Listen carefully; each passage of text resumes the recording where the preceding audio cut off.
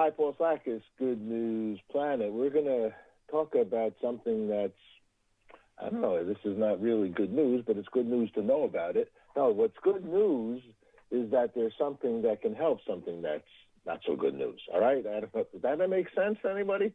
All right, here we go. A devastating disease you may never have heard of, C. diff, D-I-F-F, an infection causing debilitating symptoms such as severe diarrhea, fever, stomach pain, loss of appetite, nausea, and colitis. And about 500,000 people possibly have that here in America each year. We have on the phone Dr. Paul Fauerstadt. Hi, Doctor. How are you this morning? Hi, good morning, Paul. Thank you so much for having me.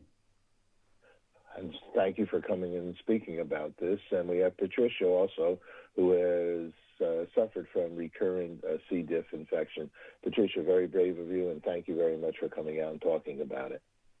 Thank you for inviting us, Paul.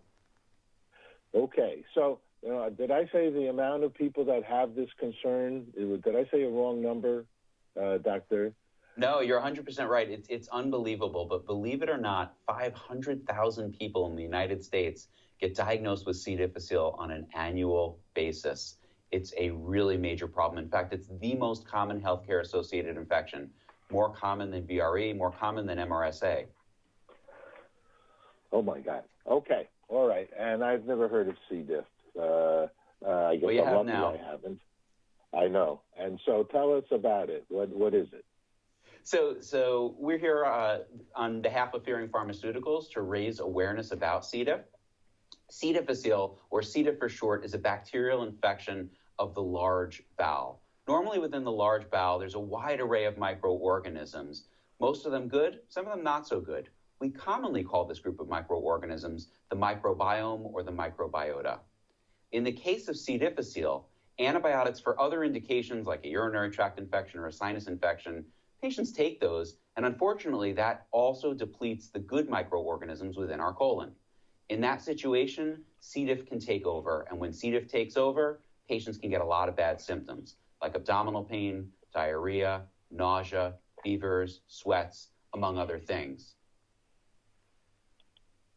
Okay, that's pretty concerning. How does it come about? Any knowledge on that? So what really happens is that the good bacteria act as another defense in our immune system. So normally we think about our immune system being in our blood, but actually the microbiome is a form of immune system, and it has something called colonization resistance that resists things like C. diff taking over. But when the good microorganisms get depleted, C. diff can take over, and it can really spread, releasing toxins. And those toxins can cause inflammation of the colon or colitis. That colitis is what actually causes the symptoms of C. diff. And one of the biggest problems with C. diff is that there's two parts to it. One part I've already spoken about. That's the part that releases the toxins and causes the colitis. The other part is a part that's a little bit more stealth. It stays within our system after we treat with antibiotics. It spreads from person to person, but also it can reconvert back to the part that causes symptoms if the good bacteria don't repopulate or regrow on their own. And that's called a recurrence. And recurrence is a major problem for our patients with this. Believe it or not, 35% of all individuals who get diagnosed with C. diff and get treated completely appropriately will get a recurrence. And of those, 45% will get a recurrence after that, and then 60% thereafter.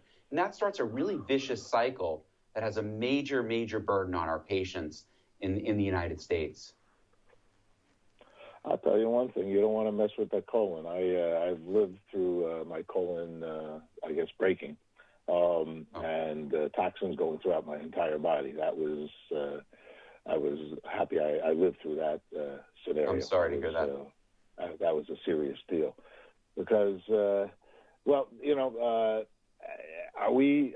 Patricia, we'll get with you 1 second. Are we eating something? I had people said I was stressed doing these productions and for peace and so on and so forth. So stressed. The food that we're eating. How does somebody? Do we know how someone gets C. diff?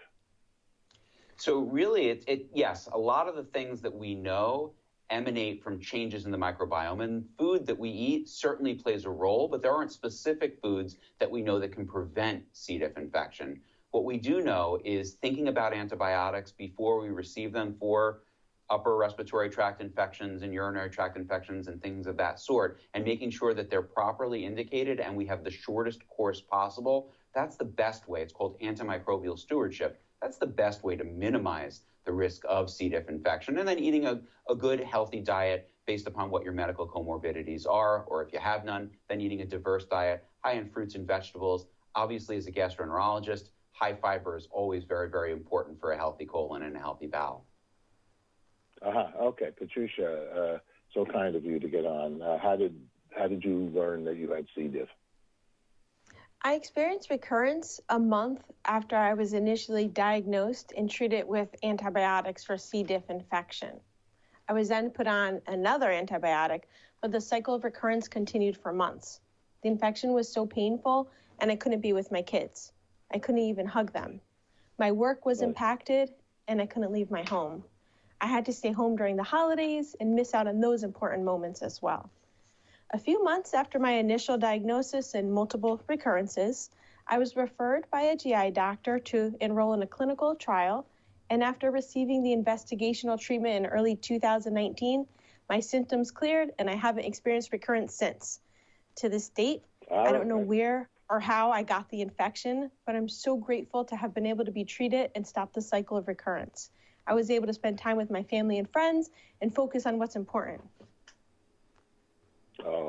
That's wonderful. So can I ask you, did you have diarrhea? Did you have fever? Do you have stomach pain? Do you have some of these things? All of the above. It was unlike anything I've ever experienced before. It was horrible. My life was severely impacted for months. And all of a sudden, kind of a thing. One day you're fine, the next day you weren't fine. For me, I experienced a sudden onset of the symptoms.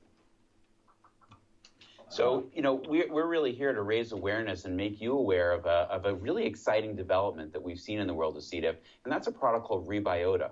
Rebyota is a product that's given after a standard of care antimicrobial. It's indicated in adults 18 and over for the prevention of recurrence. It's a safe treatment. The side effect profile is similar to placebo within the randomized controlled trials that looked at this. The most common side effects include abdominal pain, diarrhea, flatulence, bloating, and nausea. Importantly, if somebody has an allergy to a product like this, they shouldn't receive the product. And if a patient thinks this might be appropriate for them, they can talk to their local provider about it. You can learn a ton about this product and C. diff infection at a website called rebyota.com. We want to thank you so much for having us today. Thank you, Paul. It's been a pleasure. Thank you both. Could you spell that for me? Rebyota. REBYOTA.com. Fantastic. Thank you very much for both of you. And thank you, Paul. Thank you, Patricia, to come out. All right, take care. Bye-bye.